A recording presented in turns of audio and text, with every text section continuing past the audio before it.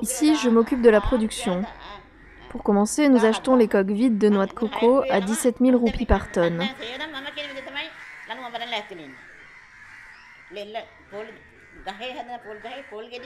Les coques sont entreposées dans un grand bassin d'eau de mer pendant quelques jours pour les faire fermenter.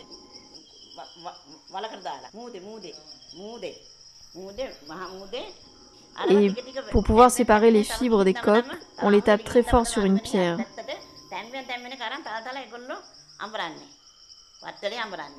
Pour finir la préparation, on amène les fibres près de la plage pour les faire sécher au soleil.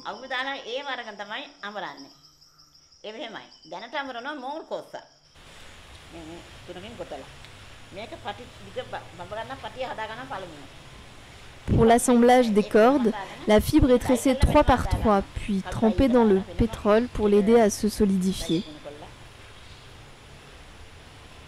Il faut tourner la roue pendant des journées entières, et c'est un travail très fatigant pour les ouvrières que de tresser la fibre. Ici, il y a 6 personnes qui extraient la fibre de la coque de la noix de coco, et 17 autres personnes s'occupent du tressage des cordes.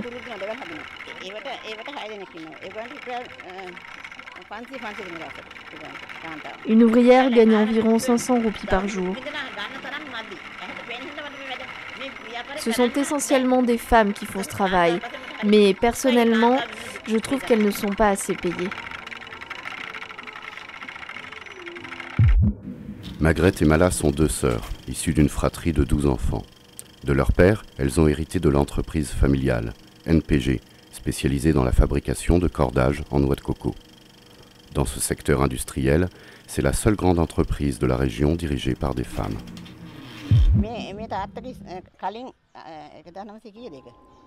Voici le registre de paiement des ouvriers à l'époque où mon père dirigeait l'entreprise, en 1962.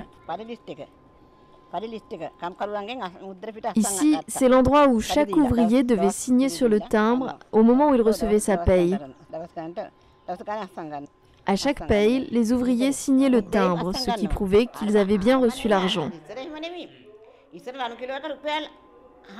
Il y avait entre 300 et 400 salariés qui fabriquaient essentiellement des petites sections de cordage qui se vendaient entre 6 et 8 roupies le mètre.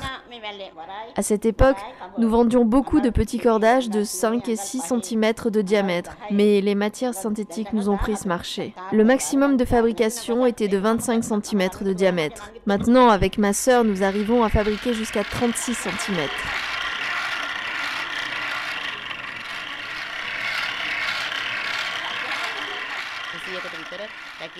Avant le tsunami, mon entreprise employait 300 personnes, mais il a fallu repartir de zéro.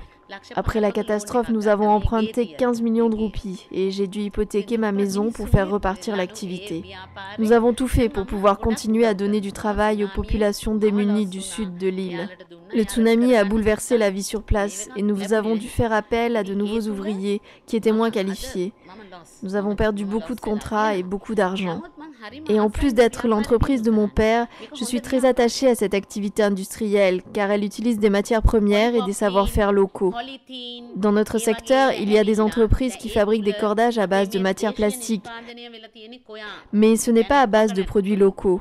Seule notre entreprise traite exclusivement la fibre de coco. En plus, lorsqu'ils ne sont plus utilisés, nos cordages naturels en fibre de coco ne polluent pas notre environnement, alors que les fibres synthétiques et le caoutchouc sont très polluants.